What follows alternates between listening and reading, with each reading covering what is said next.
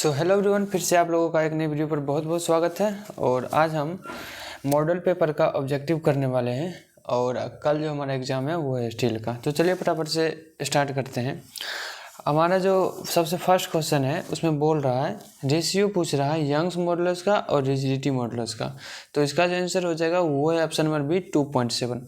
अब बस एक दो बार 2x पे देख लेना वीडियो, और इससे रिलेटेड एक दो भी एग्जाम में ऑब्जेक्टिव आ जा रहा है तो आप लोग टिक कर देना। तो चलिए अगले प्रश्न की ओर चलते हैं, वो है क्वेश्चन नंबर बी।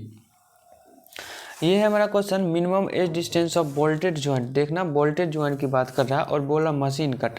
जब मशीन कट बोले तो आप इसका जो आंसर हो जाएगा 1.5, और हैंड कट बोलेगा तो इसका आंसर हो जाएगा 1.7।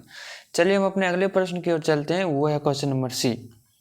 देखो क्वेश्चन नंबर सी है, fillet well is not adopted. यहाँ पर देखना नॉट अडॉप्टेड की बात कर रहा है। For joining parts when the angle of fusion कितना होगा, तो इसका जो आंसर होगा वो है लेस देन 60 डिग्री। यहाँ पे ऑप्शन 600 दे दिया, वो गलत है। Option number less than 60 degree होगा इसका आंसर।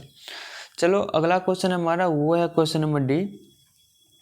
क्वेश्चन नंबर डी में बोल रहा है, the in eccentric bolted connection if the plane of bolt group is perpendicular to the load और moment then the bolt are subjected to.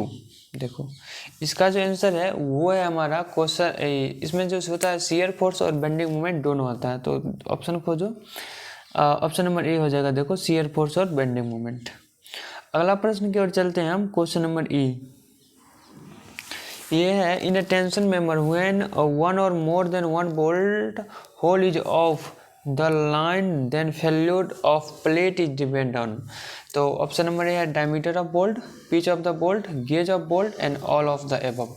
तो मोटामोटी जब आपका ऑप्शन में ऑल ऑफ द एबव देखिए तो आप मार देना। इसका number option number 4 all of the above है इसका आंसर। चलो अगले प्रश्न की ओर चलते हैं। क्वेश्चन नंबर है हमारा, अरे ये तो फिर से स्टार्ट हो गया। क्वेश्चन नंबर 6 की ओर चलते हैं। अब हम लोग बोल रहा है, tabular section from the most economical compression member because tubes.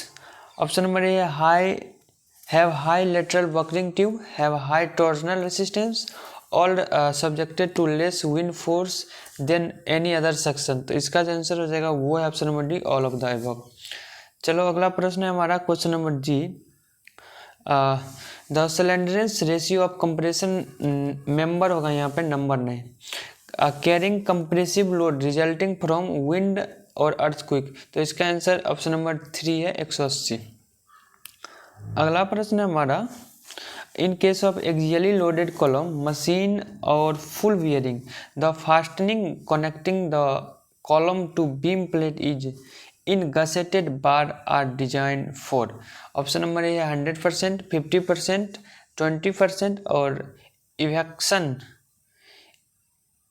Load only. तो 50% कॉलम लोड इसका आंसर है। एक दो बार वीडियो को देख लो और एग्जाम में ये सब क्वेश्चन आ रहा है तो कम से कम टिक करके तो आओ।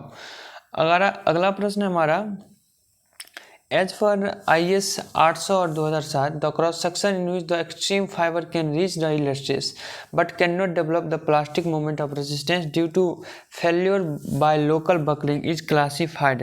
देखना जिसमें plastic moment resistance due to failure पूछ रहा है और क्या नहीं डेवलप हो रहा, can not develop plastic moment. जब प्लास्टिक मोमेंट डेवलप नहीं होता है तो वो जो मेरा सेक्शन होता है क्रॉस सेक्शन, उसको बोलते हैं हम semi compact section. Option number 3 इसका सही है।